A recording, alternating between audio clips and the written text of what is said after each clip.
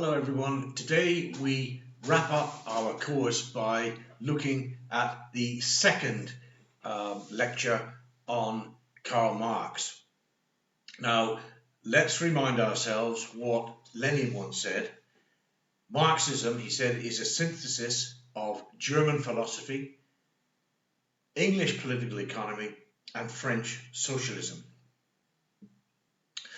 So of course all three of these features combine as expressions of one single unifying source of causation: socialized material production.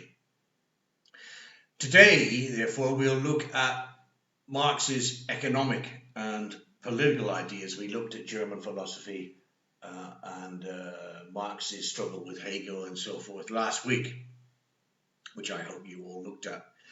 Today we'll look at his economic and political ideas. Now, we saw last week how Marx inverted Hegel to arrive at the theory of historical materialism. Marx simply appropriated Hegel's dialectical theory and applied it to real, living, social actors. Marx had said that this basis of human society was the production of the material goods society needs for its survival. Our production process is always socialized action, and the whole of society becomes geared to the struggle against nature for survival. Because nature is also the provider for us. It sets us problems, but it also provides for us. He called this production system, this socialized production system, the mode of production. And history, of course, reveals that humans have changed the mode of production over time. Firstly, our reflections on how we go about winning from nature the things that we need causes us to change our pattern of working over time, our tools, our equipment, our knowledge and of how to use them and so forth. And of course here, Marx sees humans as fundamentally different from, say, bees. He actually uses the example of bees in the production of honey. Bees have been producing honey in the same way for thousands, if not millions of years. And it's not changed because bees, unlike human beings, are unable to reflect on what they do and unable to develop improvements. That's not the case with human beings. But we'll see this ability to reflect also have political consequences later on. Now, Marx referred to the technological arrangements for production in which we struggle with and through nature. He called that the forces of production. What Marx then reveals is that distinctive social relations form around the mode of production. In other words, production organizes and regiments society into distinctive classes of people. Classes, therefore, based on one's relationship to the mode of production. There will be those, of course, who own, control, and profit from the mode of production, and those, always a much larger number, who supply its labor. And this places the owners and the laborers into conflict, into potential conflict at least. Marxism is therefore often regarded as a conflict theory of society. But it's in terms of politics for Marx, political Marxism, if you want to put it that way, is always an expression of class antagonism. So it's all about class conflict. This is nothing specific to capitalism. History, says Marx, is the history of class struggles, he says in the Communist Manifesto of 1848. Now, classes stand in diametric opposition to one another. They're irreconcilable. Their interests are permanently opposed. And it's this class struggle, of course, that is the basis of Marxist politics. Now, when discussing his theory of dialectics, Hegel had said that changes in the quantity of something leads to changes in the quality of something. If the quantity of heat applied to water is increased, water changes into steam. If the heat is decreased, the steam turns back into water, and if the temperature is lowered enough, of course, then the water turns into ice. And so water, ice, steam are qualitative changes. Now, sometimes the qualitative changes in society are slow and almost imperceptible. Let's use another example here. Take the waves of the ocean beating against the seashore, continually pounding away at the rocks on the shoreline. At first, of course, this effect, this quantitative effect on the rocks will produce a few grains of sand. Is this a qualitative change? Well, yes, technically speaking it is, but it's almost imperceptible, and so not really. But then, as more sand is created, and more, we begin to recognize qualitative changes taking place in society. And so there are millions and millions of sand particles produced eventually by the action of the sea against the rocks. And of course, eventually we find that we've got a beach. And instead of a rocky shoreline, eventually over a period of time, we find that a beach is developed. So there's been a qualitative shift in some sort of material reality here. And Marx and Engels thought that something similar is what happens in society as we go through history. So society is made up of classes that are opposed to one another. However, society appears as though it is unified. But gradually the quantity of conflict in society will bring about qualitative changes to society. The capitalist mode of production would supply the quantity that would bring about changes in the quality of society, and society takes on thereafter a different shape and form. But this development can be imperceptible. If you're looking at revolution and revolutionary changes, they are very often imperceptible, and they take a great deal of time, maybe over a generation, before we realize that we're actually living in a different society than we were, say, 50 years ago. And so this has always been going on. But of course, the shift to a communist society would be something that would be very much profound, and we would perhaps take a violent. It would take a violent change to bring this about, or a gradual, imperceptible, almost imperceptible change, as with the rocks into the beach. So that we gradually find ourselves, we sort of wake up one day and we're living in a profoundly different society. So that was for a later Marxist to discuss, not Marx himself, whether we actually need to have a violent change, which is the basis of Leninist Marxism, or more gradualistic change, which we associate with the German SDP party. But that's something for to be discussed at a different time. Now, the method that he developed out of Hegelianism had a profound impact on leftist thinking at the time. So, to recap, for Hegel, historical movement was driven by ideas like socialism, for example.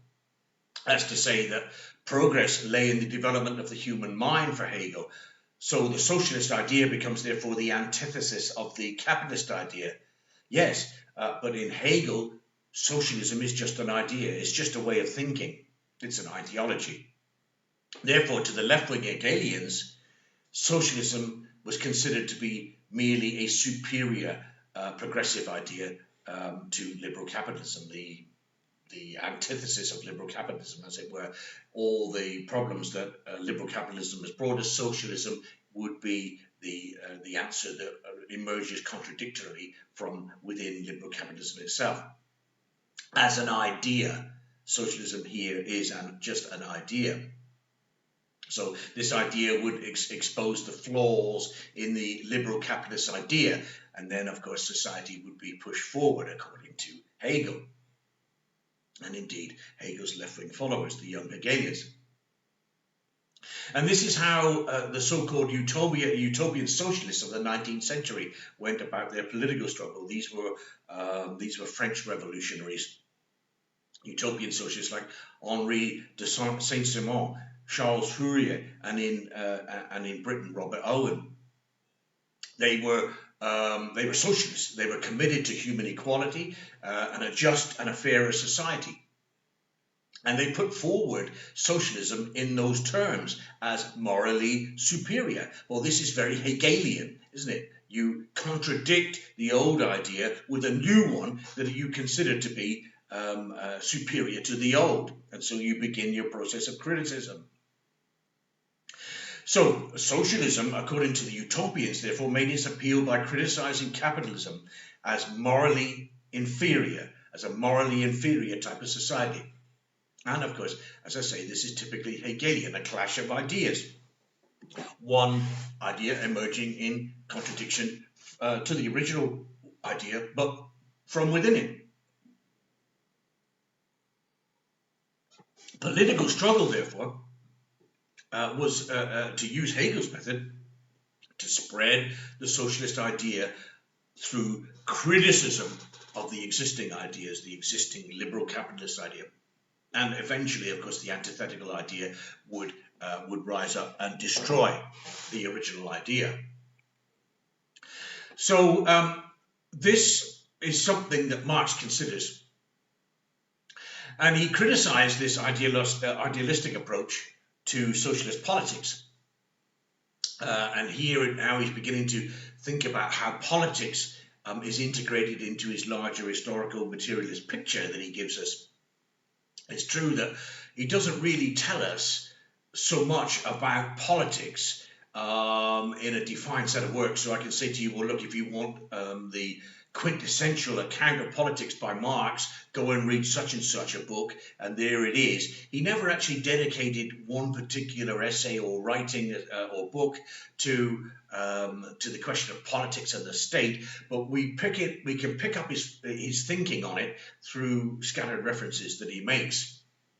And that's how we formulated Marx's theory of politics. He criticizes this idealistic approach to socialist politics. In other words, socialist politics for the utopians, it would be a way of simply championing the idea of socialism and trying to convince people that it would be the right way to live. But of course, for Marx, he turns this around, because as we've already said, the way that we live already conditions the way that we think. And so in some ways, you're a little bit like, in Greek mythology, you're a little bit like Sisyphus trying to roll a stone uphill. A very, very difficult job indeed. And it's not the right way to go about it. It's to approach socialist politics in this way would be to approach it from the wrong end, from the moral end. No, you have to do something about the way that you live in order to have some sort of a socialist consciousness. So let's just bear that one in mind.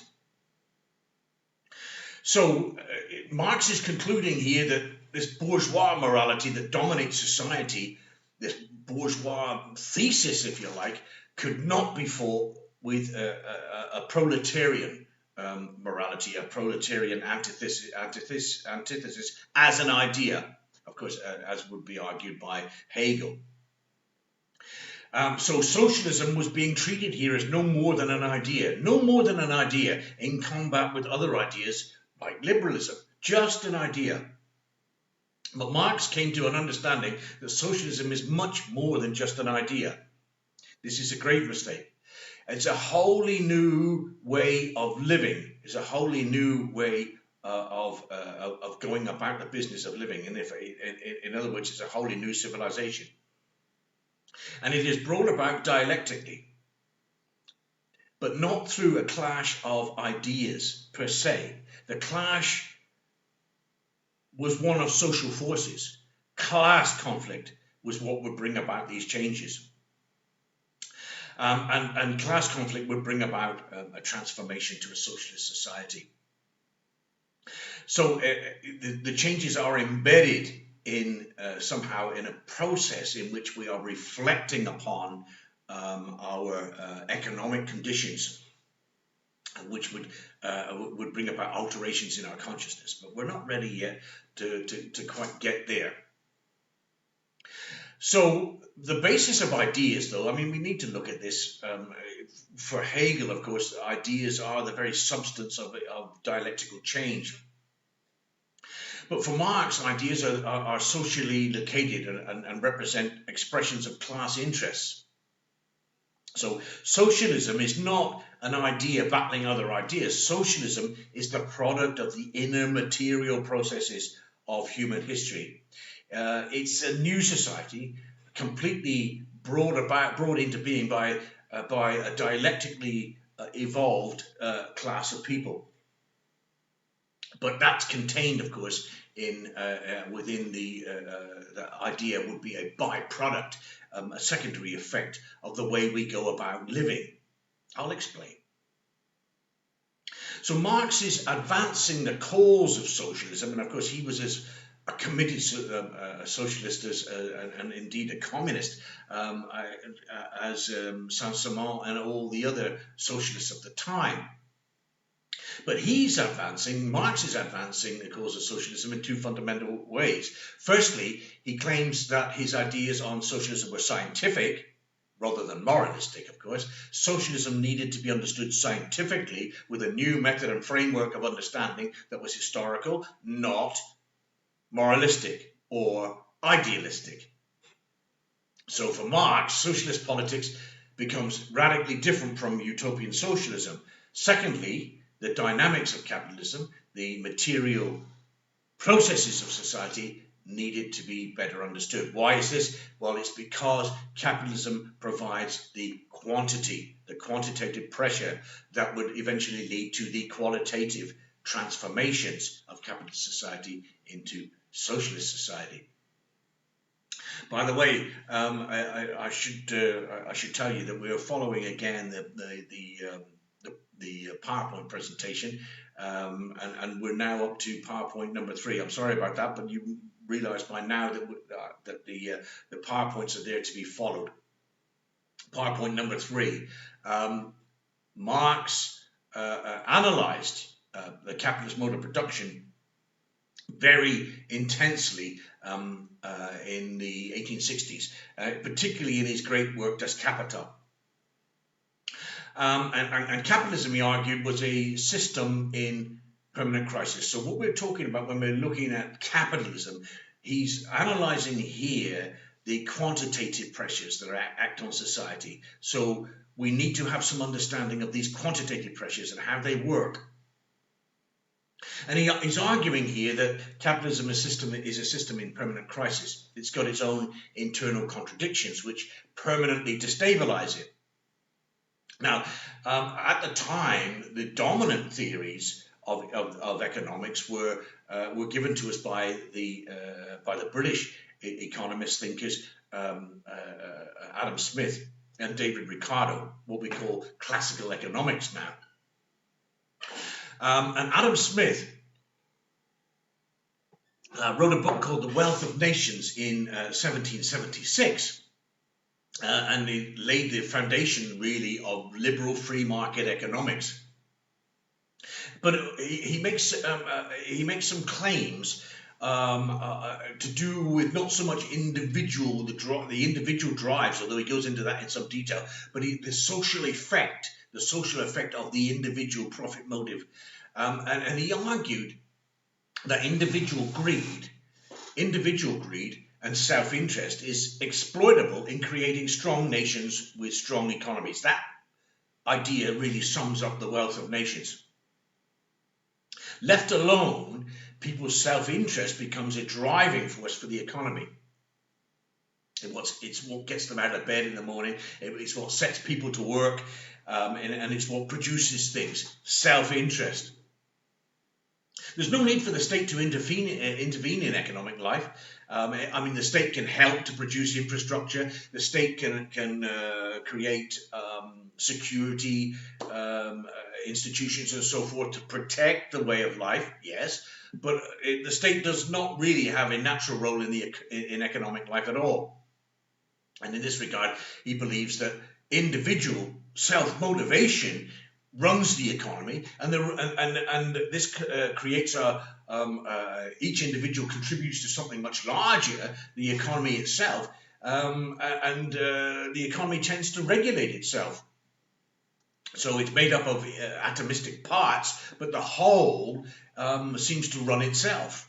It doesn't need a single individual to intervene and try to tinker with the economy. Leave it alone. The famous doctrine of laissez-faire. Leave alone.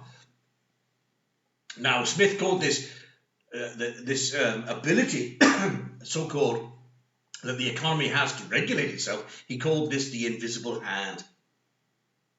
And an invisible hand is not there empirically verifiable, but it's just the way that the economy overall, composed of thousands, perhaps millions of contributors, functions. And it functions according to this invisible hand. Now, the concept of the market was central to Smith's ideas. It's the market that establishes the value and price of a commodity, says Smith. And he considered that the market has natural rhythms of supply and demand. Where there's a demand, the market supplies.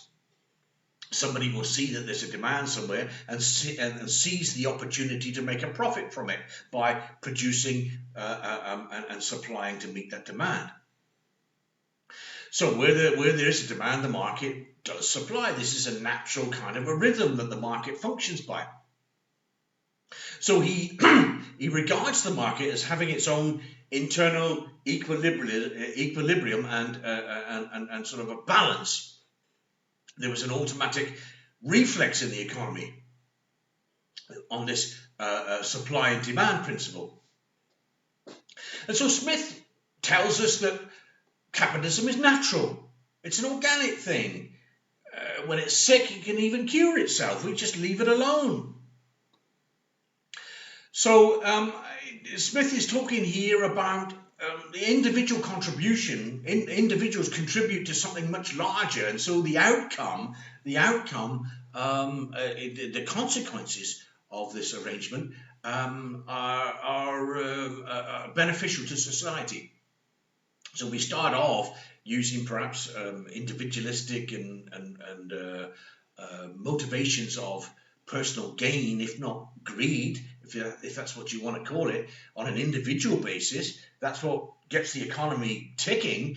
But the overall social effect is beneficial for everyone, thinks Adam Smith. And again, this is very central to his thesis. So now Smith does regard the capitalists, those early entrepreneurs of the Industrial Revolution. He argues that they were becoming a distinctive class of people, quite separate from wage-earning laborers. And so Adam Smith is recognizing that society is composed of different kind of elements which come together in the mode of production. He recognizes this. In other words, he's recognizing that capitalism is producing a different sort of class effect. Adam Smith notices this, and thereby capitalism creates inequality, and maybe the growth of inequality was something that was becoming perhaps a political liability.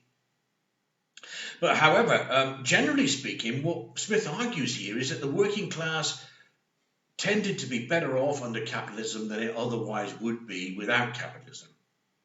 And so while there is inequality, providing the worker is better off than he otherwise would be, then one can say that capitalism has a beneficial effect on society. So what he seems to be saying here is that in the production of wealth, the distribution of that wealth, so society is on some sort of joint mission to produce wealth, but the distribution of that wealth will be, yes, it will be unequal. But the least well off in society, the lower class in society, would be better off than they otherwise would be. And so that's really the essence of Smith's moral evaluation of capitalism. But to Marx, this was not quite right. Adam Smith called this effect to actually lift up the lower elements in society and make them better off. He called this a trickle-down effect. And the trickle down came from the top, and it trickled all the way down to the bottom of society. And so this economic activity, the production of wealth, would filter its way down to the bottom. And this is a natural feature of the market. But Marx is not really convinced by this, one has to say. He rejects the idea. Capitalism, he argues, simply doesn't work in this way. Marx in Das Kapital put forward the what he calls his thesis of immiseration. And the immiseration means to say that this is a process that makes people miserable. That's what we mean by immiseration. And the idea here is that the nature of capitalist production logically requires the lives of the workers to deteriorate, get worse. There's a pressure contained in the contradictions of capitalism itself to make the lives of ordinary people worse, not better. So the inner processes of capitalism actually, according to Marx, force ever greater reduction in real wages and a worsening of working conditions in the proletariat, the working class. And this is largely due to capitalist competitivity, because the capitalists are in competition with one another, and the only way they can really sort of chisel an edge on their competitors is to pay their workers less. It is true that a worker could say to a boss, well, look, okay, I'm going to go up the road and work for somebody else because he's going to pay me more. But once that person pays that person more, the product that he makes becomes less competitive. And so competitivity is really the driving force behind the immiseration of the workers. The capitalist has no choice other than to put downward pressure on wages and conditions in order to keep the price of the commodity low within a free market setting. Now, Marx was he therefore he attacks Smith, but he also draws, I think, probably more substantially on David Ricardo's work in The Principles of Political Economy, which came after Smith, was published in 1817.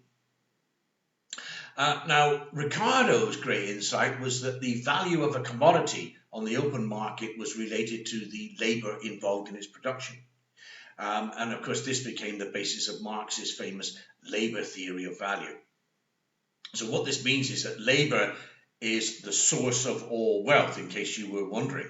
Labor is the source of all wealth. The production and exchange of commodities, which made the capitalists rich, is brought about by the labor of the workers.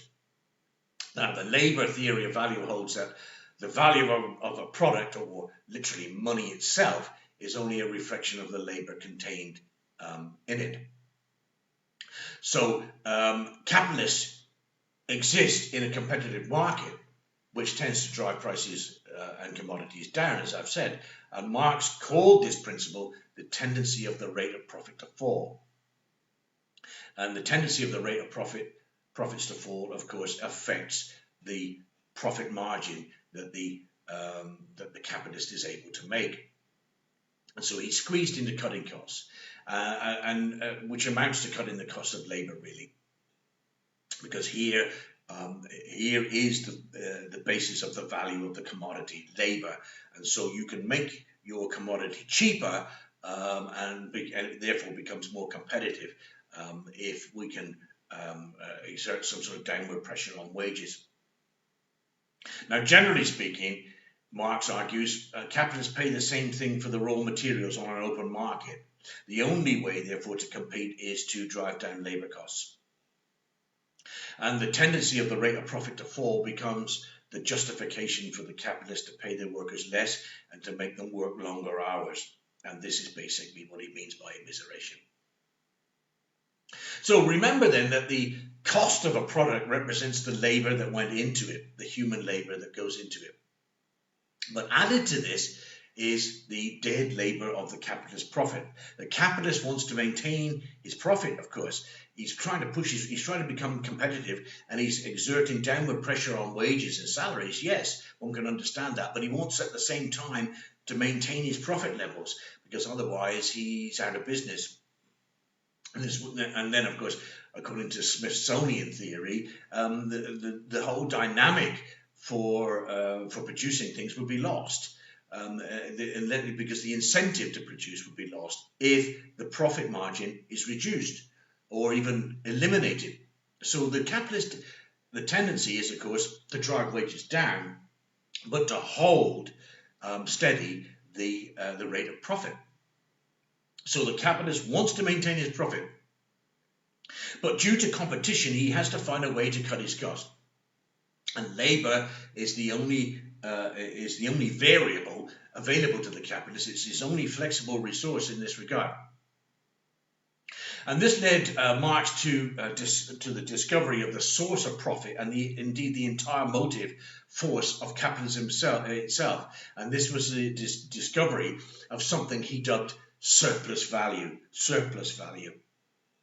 Workers, and what is surplus value? Well, it's surplus to what is paid to the worker. And it's the difference really between what you pay the worker and what the value of the worker's labour is on the market. So the conclusion, of course, is that workers are never fully rewarded for the true value of their labour. They only receive a portion of the value of their own labour in cash. And for every hour the labourer works, he receives only a portion, she only receives a portion of the value he produces during that time in wages. And the difference between the value of the labour charged to the customer and the actual cash paid to the worker is surplus value. And this is the source of capitalist profit.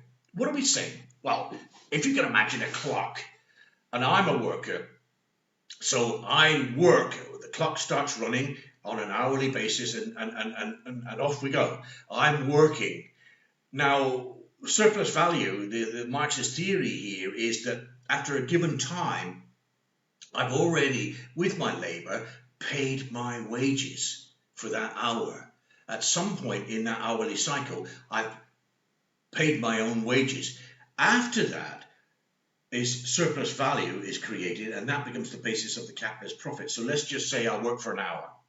I start at 12 noon. By, say, 12:30, I've already produced enough for the capitalist to be able to sell my labour and pay my wages. So what about the other half an hour that goes from 12:30 to 1 o'clock? That's the source of the capitalist profit. That's precisely where capitalist profit is created, from surplus value. So after I've produced enough to pay my wages, the rest would be the profit that goes straight into the pocket of the capitalist. So that's his famous theory of surplus value. Now, the other factor to consider here is that since the labourer does not own his own labour, he simply sells it to the capitalist, labour itself becomes a commodity. A commodity, like other commodities, to be bought and sold as though they were, as other commodities. And he uses the example of a kilo of rice. And Marx called this process the commodification of labour. So in other words, labour now, which is a human thing, it's a human contribution, labour now becomes evaluated as though it were a commodity, a thing, just a thing. And this dumps, in some ways, further misery on the workers. So human beings are now turned into material articles with a material value. We are turned into commodities or things with a marketable value. And of course, this immediately, you might think, robs the labourer of his dignity and his humanity. But more than that, it's the source of what Marx calls human alienation, an idea that he gets from Hegel, but the content of alienation is entirely different. But I should point out, I think, that this process of dehumanization of the worker, it also has an effect on the capitalists, because it also takes away the capitalist's humanity, at least part of the capitalist humanity too. And so the capitalist is alienated, but alienated differently from the workers. Now, the capitalist is cut off from his workers. And in other words, he's cut off really from his fellow man. And since we are social creatures, this is bad for the capitalist too. So don't make the mistake of thinking that Marx hated capitalists. The capitalists were victims of capitalism too, he thought. So Marx never hated capitalists, but he hated capitalism as a system. There's a difference. Now, if you go to slide 4, capitalism, therefore, supplies quantitative pressure on society by creating exploitation, by creating immiseration, and creating alienation. These are the psychological products that affect the victims of capitalism. Capitalism, therefore, agitates us. It causes us anxiety. It causes us unhappiness, underfulfillment. When we call this this feeling, these subjective feelings, we call it alienation. So like Hegel, when he talked about self-estrangement, alienation is this sense that we are not complete as human beings. Well, Marx is not saying it's because we're incomplete, because we are still to develop towards some sort of final completion of ourselves and some sort of objective destination or teleological point at the end of history. Not in this way. Alienation is really created within our socialized labor process. And he argues that we become separated from what he calls our species being, Alienation has, for Marx, two aspects, I think, that we need to take into account. The worker is firstly alienated by the dehumanization of the labor process and the loss of the produced goods he makes, and I'll go into this in a minute. And secondly, the worker becomes cut off from men and becomes desocialized. Well, I've already touched on this. So similar to Hegel's understanding of alienation, a person feels incomplete as a human being. But the source of alienation is economic production. Man and woman becomes alienated because he does not possess his own creative powers, his mind and his muscles. And this is something to do with the way that he simply sells his labor to the capitalist, but he doesn't own the thing that he produces.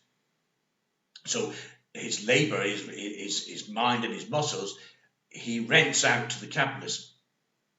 Now, Marx says that humans, part of our species being is our, he says basically we are a laboring species. We are designed for it. We're designed to survive by producing the things that we need, and to do that we need to work, and so we are designed for work. So labor ought to be natural to us. Supplying labor ought to be natural to us. Going to work ought to be a joyful experience. And we can apply through our labor our creative powers to produce something. And this ought to give us pride and satisfaction. The worker who produces a commodity which represents his skill and his imagination and his ingenuity. In other words, his powers of creativity are expressed in his labor, or so it should be. But of course, under capitalism, it's not. Particularly if you think about the mass production process in a factory where you're simply making something that you never owned, you're applying your skills to it and so forth, but you're a little bit like a battery hen producing eggs. The commodity doesn't belong to you, and say you're working on an assembly line, assembling cars and putting a car together. The car at the end of the assembly line may be a beautiful thing, but all you've done is screw up the wheel nuts on the wheels, for example. I mean, how can you identify yourself with the product of your own labor? You're nothing more really than a piece of machinery in the process in terms of what it is that you've contributed to the product. But it would be something if you owned the product at the end of the production process, but you don't. The product is simply the property of the capitalist, and so the capitalists confiscate the product of the worker's labor, and this is a source of the worker's alienation. So the worker loses the thing he's identified himself with during his productive day. So for Marx, he argues, and I think he's for his time when he saw the factories and so forth that were around him, he could see quite clearly that these new industrial processes, the factory production and so forth, it renders the workers a miserable existence where work becomes an empty and soulless activity, and where workers are reduced to mere machinery. But this is not, I mean, there is a moral component to this. I mean, you can say, well, yeah, this is quite a wrong way. I mean, you're dehumanizing people. This is the wrong way to be treating them. But what Marx sees in this, of course, would be the kind of the alienation would be the spark that would lead workers then to rebel against the economic system. Well, we'll come to that in a minute. So what are we saying? Production dehumanizes the workforce. The worker senses his own captivity.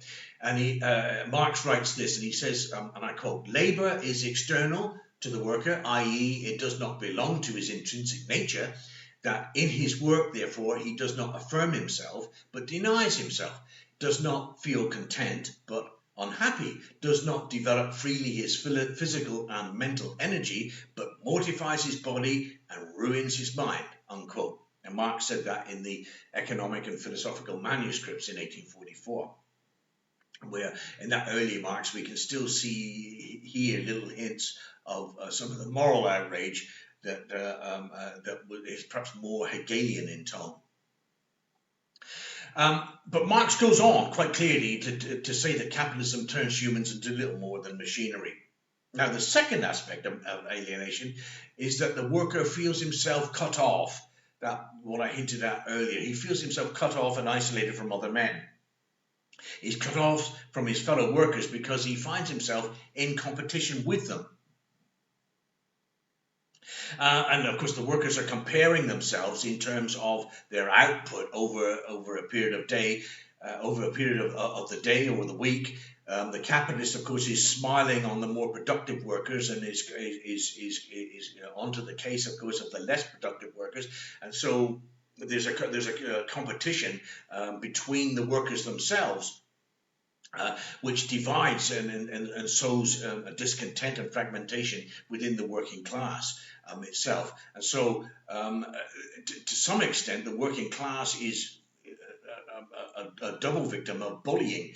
The working class is bullied by the boss to produce more, but it's also bullied by itself, in that it's the tendency is for the working class to fragment into a competitive struggle to win favors from the capitalist. And of course, then the capitalist says to a group of workers, well, you and you are less productive than you and you, so I'm going to keep you and I'm going to dismiss you. And so, this destroys an overall common sense of class interest among the working class. This is one of the sources of alienation, in that it sort of sets people against themselves, against each other, should I say. Now, a further factor is that those in work, I mean, we're talking about people who are in work, but what about those that aren't? The unemployed. And Marx makes it quite clear that capitalism cannot attain full employment even at the best of times. Well, that may not be quite right, because during wartime, for example, Britain had more or less full employment during the First World War and during the Second World War, so much so, in fact, that women were brought out of the home and into the workplace for the first time ever during the First World War. But that's pretty exceptional, isn't it, with the wartime, when men are off fighting and there's work to be done at home and so on. So, but for the most part, during times of peace, that capitalism simply cannot reach the point of full employment. Of course, our future socialist society can, which of course would cure the problem of unemployment. But let's just look at unemployment. Unemployment is actually functional to society. And the unemployed Marx refers to this class at the bottom of society that aren't even in work. He refers to this group as the lumpen proletariat. The lumpen proletariat. And the lumpen proletariat, even though it appears to be completely useless to society, completely useless to production, actually Marx actually says that it's functional. Because the lumpen proletariat is instrumental in driving workers' wages down again. This is another force for driving and immiserating the workers by driving their wages down and wages and conditions. Because when you go to your boss as a worker and you say you want better pay or you want better working conditions, the response with the existence of this, what Marx calls the reserve army of labor, the lumpen proletariat, the boss will turn around to you and say, well, if you don't want the job under the present conditions, there are plenty of people out there in that vast reserve army of labor that will take your job for you if you don't like it. And so the lumpen proletariat outside, the unemployed raft of society at the bottom of society, is used, therefore, instrumentally to discipline those people in jobs, because you can threaten the people in work that if they don't like what they're doing, take a walk. I don't need you. There are plenty of others out there I can replace you with. So the lumpen proletariat actually serve a function. So again, this fragments the working class. We've got the working class fragmented by workplace competition, and now we've also got the working class fragmented from within itself, because it's got a class which doesn't even reach the point of being a working class because it's not working. And so there's this raft at the bottom of society which is, highly criminalized, or how else it manages to stay alive. It begs in the streets or whatever it does. But that is also the fragmentation, because the worker who is in work is terrified of that group taking his job. But on the other hand, he also looks down on the lumpen proletariat as being sort of a parasitic and useless class. Again, this fragments the concept of worker consciousness as a working class consciousness, should I say. But having said all that, these are the divisions within the working class. The worker is even more divided off from the capitalist, as would be expected. The capitalist is the source of all the workers' misery. The two classes are unable to relate to one another at all. They have entirely different life conditions and interests. The worker feels downtrodden and subordinate to his boss. He senses his worth as a human being is lower than others. He feels he has less value than other people, particularly the capitalist. And this feeling is wholly generated in the production process. And as we noted last week, religion, for example, was a product of this pain that alienation causes, and the pain that the worker feels.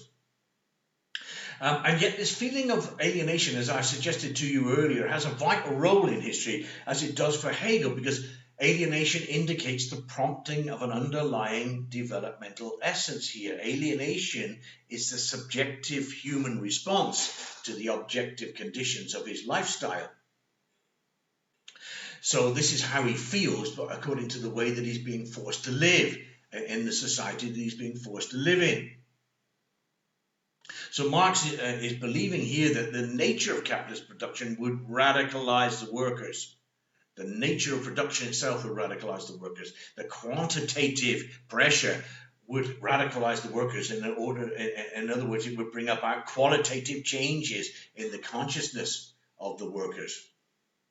And contrary to Hegel, though, the cause of alienation is social and economic. Therefore, the solution is social and economic also. So humans aren't crying because they're alienated from a God and they're looking towards, developing towards a God to help them to be human. For Marx, humans are crying for a way of life to help them express their humanity properly. So we can't live lives of human self-fulfillment until we create the right social conditions for it. And these conditions would express what Marx calls our social being. I beg your pardon, our species being, our natural sociability, our natural creativity. We would work to live, as it were, in this future society. We would work to live, but not live to work. So there would be more leisure time, and this leisure time would allow us to develop our minds. We could read books. We could improve our minds. We could become more rounded as human beings as a result of it. The thing about the labor process for Marx is that we're gearing our lives up to some sort of mundane process in production, and so that this is limiting our development as human beings. And again, in the economic and philosophical manuscripts of 1844, which are probably my favorite Marxist works, if you want to get a real idea of Marx's personality, then the philosophical manuscripts of 1844 are well worth a read. And he states here, he says, and I quote, "The worker only feels inside himself outside his work. And in his work, he feels outside himself. He feels at home when he is not working, and when he is working, he does not feel at home. His labor is therefore not voluntary, but coerced. It is forced labor." Well, that's Marx's take on it, on alienation. And alienation really is a theme that he goes into in his early writings, or earlier writings. Now, the ultimate solution is to create a society that can produce without class, a communist society, a society that can produce without causing alienation. But how do we get there?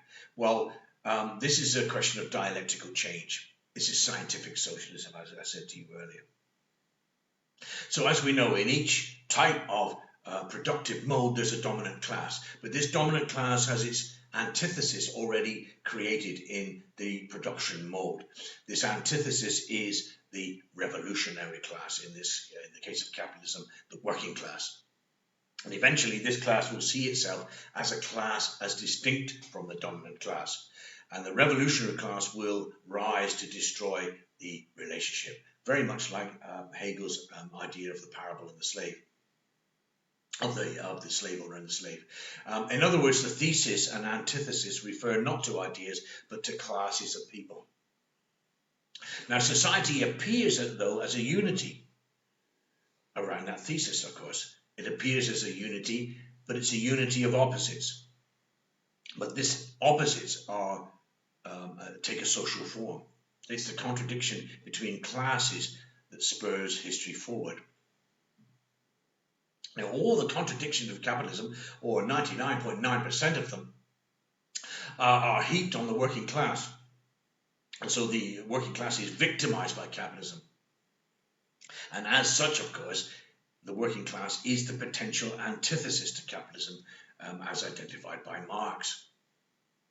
So societal change, therefore, comes about through an interaction of the forces of production and the relations of production. To remind ourselves, the forces of production are the factories, the workshops, the machinery, the way we go about producing, the tools and equipment, and our knowledge of their use. The relations of production refer to the social class formation built around the mode of production. Now, Marx discovers that societies that are slow to change the way they produce are also slow to change their social and political character too. So there's a solid scientific connection for Marx between economic change and the rapidity of economic change and the measure of social and political change too. So there's a direct relationship, direct correlation between economic change and social and political change. Now, the forces of capitalist production, the quantitative pressures, develop gradually and steadily and continually. New things are discovered, new technologies, new skills to improve the forces of production are continually developed and continually found. The relations of production, on the other hand, the classes, are formed around the forces of production, and these class formations tend to be slow to respond to changes in the force of production. They lag behind the changes in economic life. Now, when changes to the relations of production do occur, it often leads to a violent and abrupt political change. And this is because what is slower to change, of course, is consciousness. Our class consciousness is slower to change. So if we go to PowerPoint 6, this brings us to the question of consciousness in general, which is central to the concept of revolution in Marx. Politics for Marx is all about the way we think, but the way we think is conditioned by our life activities. So for Marx, the economy is what he calls the infrastructure of society. It's the basis of material life, how we produce goods and get paid for it, etc. But he says that in any age, there arises also a superstructure. And this is explained in the handout that I gave you last week on the back. You'll see that Marx gives an account there of the base and superstructure relationship. It's in the superstructure that we find all our modes of thinking. It's where society reflects on itself. Politics is located here in the superstructure alongside philosophy, art, science, religion, and all ways of thinking. And of course, all ways of thinking for Marx is essentially ideology. Now, the political state is also part of the superstructure because its nature and form, the law it produces and enforces, of course, is all based around ideology, our consciousness. So the laws of state relate to our consciousness, our ideological views. So states correspond to consciousness, and consciousness corresponds to production. So, in turn, states correspond to the class that dominates production. Now, the question of politics for Marx always hinges on revolution, violent revolution if necessary, and the first target in political terms is always the state. The state, of course, why the state? Well, the first target is the state because it legalizes existing class relations. So the property relations, for example, and the way that production, the way that production is carried out, is all codified in law. But also, of course, in doing that, the state is actually legalizing the differentials in class power relations. But generally speaking, for Marx, for revolution to occur, what is essential are change. What is essential, what needs to happen, are changes in consciousness. Now, in normal times, let's have a look at this question of ideology. In normal times, says Marx, in the German ideology, those people, he says, and I quote, those people who own and control the means of material production also control the means of mental production, unquote. In other words, if you control production, control the ownership of the means of production, you also have the power to control ideology in the way that society thinks in normal times. And in normal times, the function of ideology is to support the interests of the ruling class. And so the whole superstructure where we talk about the way that we think in various ways, that is all supportive of the infrastructure and the power relations of the infrastructure, the economy that works at the bottom. So all thought, as it were, is ideological, and it all springs from the economic base, the economic infrastructure. And in normal times, the function of ideology is to support the interests of the ruling class. The workers are led and encouraged to think like capitalists. Therefore, ideology becomes the basis of this social unity, the unity of distincts. It's society is distinctive because it's made up of class, but ideology has the effect of unifying and making something look whole and complete. So ideology is the thing that makes a divided society appear unified in this case. But the problem with ideology, of course, is that it doesn't necessarily reflect identity, the reality of someone's identity. And if ideas are controlled, ideology is controlled by the ruling economic class, then there has to be some sort of a distortion going on here. Workers will see themselves, Marx says in German ideology, in camera obscura.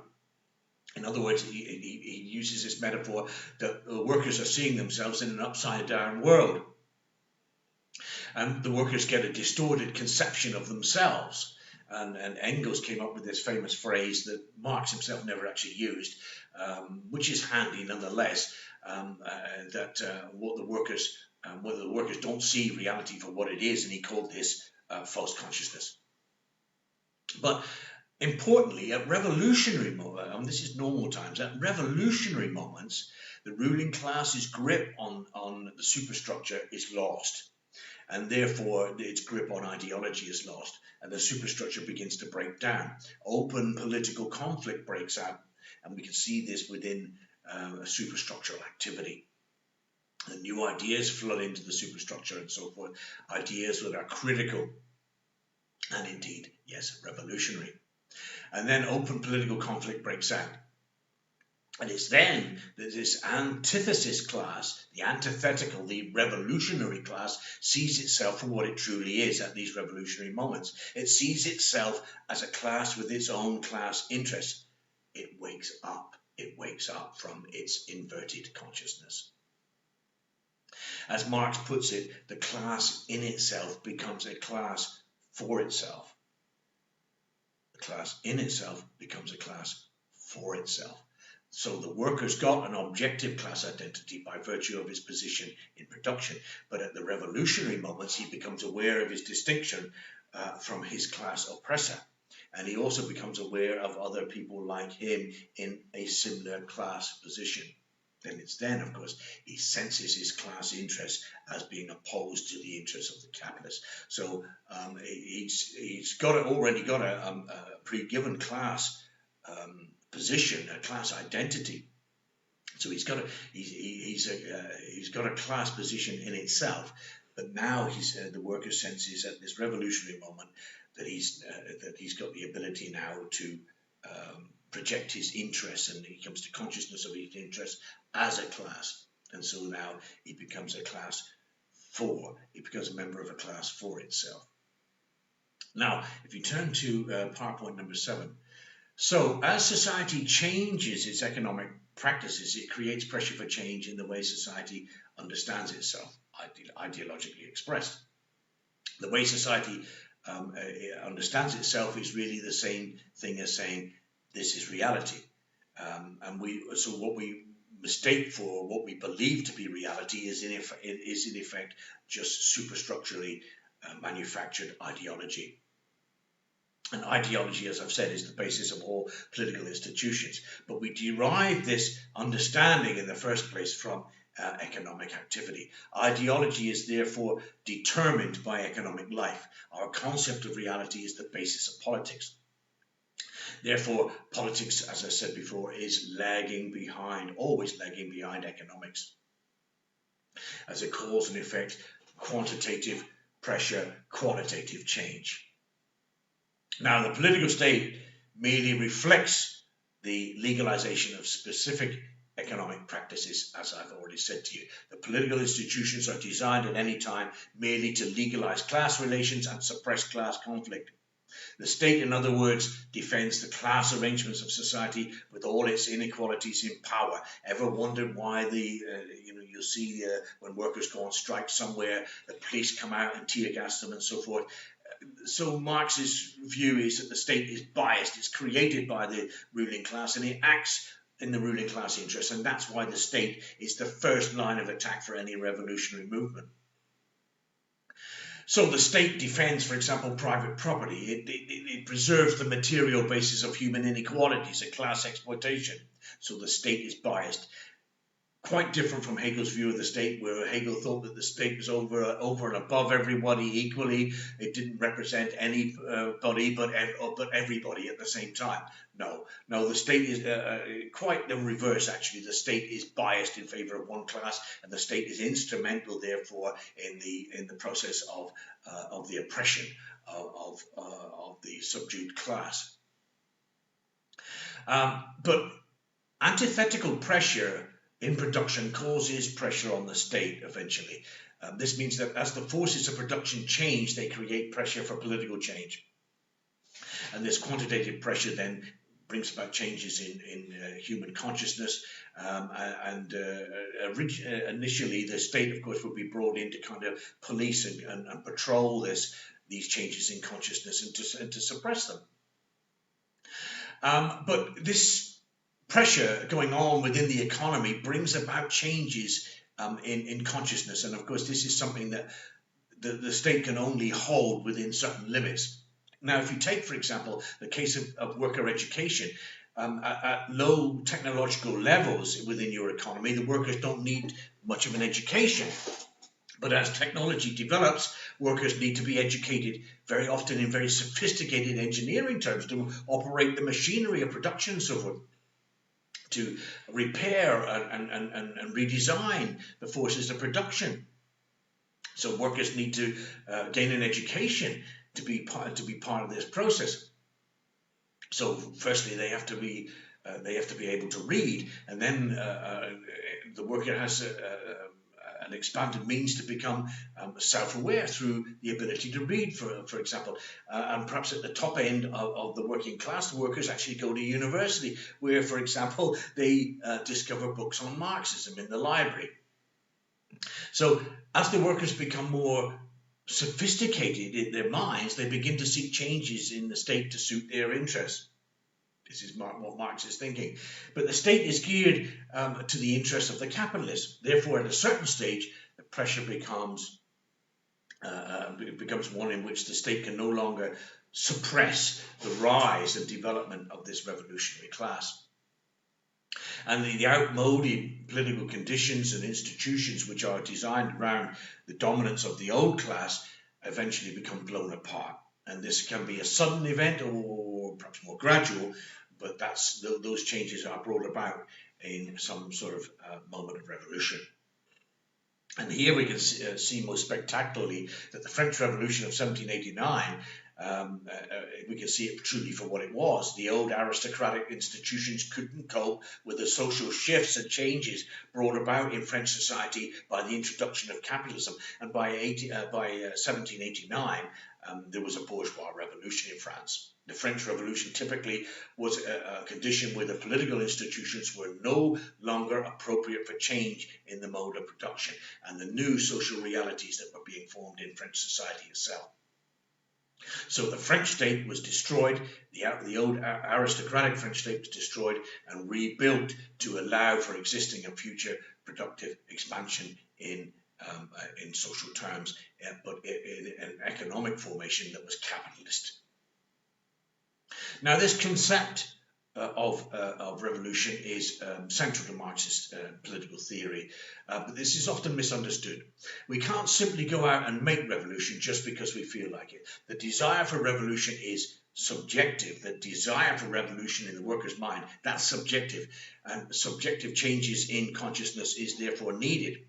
In other words, the workers have to become self-aware. But we also need the objective conditions to be present, because it will be the objective conditions that have brought us to these subjective changes in the way that we think. So in this way, subject and object, subjective and objective, are involved in a dialectical relationship. Now, turn to PowerPoint number 8, please.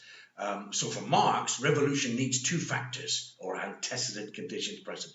Firstly, the objective historical conditions, and secondly, the subjective consciousness and consciousness of the need for change. The first objective is the level of economic development, of course, the objective productive conditions of that society. The subjective, by contrast, is the revolutionary consciousness, the consciousness of the need for change, and the consciousness of the need for change to the political institutions and the laws and so forth. So subjective consciousness means that there has to be a revolutionary consciousness in the workers. For a revolution to occur, there has to be a necessary level of subjective consciousness, revolutionary consciousness in the workers. The antithetical class must become class conscious. The worker needs to become organized and see themselves for what they truly are. They need to see that they share no interest with the capitalists. They need to form an idea of themselves as a class in themselves and for themselves. So they share no interest with the capitalist class, and they become aware of that. And the workers will be required to see the state, of course, as simply a class instrument. It defends the capitalist class. They can't relate to the state because the state actually is instrumental in their oppression. So the overthrow of the state will be the first and ultimate political task. Once that's achieved, of course, the previous mode of production can simply be made to be illegal and just written out of history. Now, the objective conditions, of course, these refer to the point at which the contradictions in capitalism cannot be further resolved. This is often referred to as the point of capitalist crisis. Capitalism gets to a point where it cannot develop any further, and it will then begin to drag humanity down into an expression of those conflicts, such as wars and other crises which bring about social and political calamities in the world. It's at this point we will become conscious as workers of the need for a new society and the way that the capitalism really is destroying our life conditions. So in this way, obviously, the subjective and the objective factors in revolution are dialectically related, aren't they? They stimulate each other both quantitatively and qualitatively. Well, I think I've given you a lot of information on Marx here, and there's plenty enough to swallow. When you're studying someone like Marx, I mean, it can be a lifetime study, quite frankly. But I think I've given you, if you follow these lectures and if you do the reading, I think I've given you a thorough understanding of Marx, so that you may feel that you can explore Marx's ideas to understand your own world and the world around you. But that, of course, is something that in university we leave to you. Well, I've enjoyed doing these videos for you. It's not exactly the same as being in a class with you, but I hope that you've gotten something out of this course in general, and you're fine students, and I look forward to being with you again next year, and perhaps we can develop some of these ideas that we've had on this course, and perhaps we can look again in a different course in the fourth year on this, but we'll have to see. But for now, thanks for your attention, and au revoir.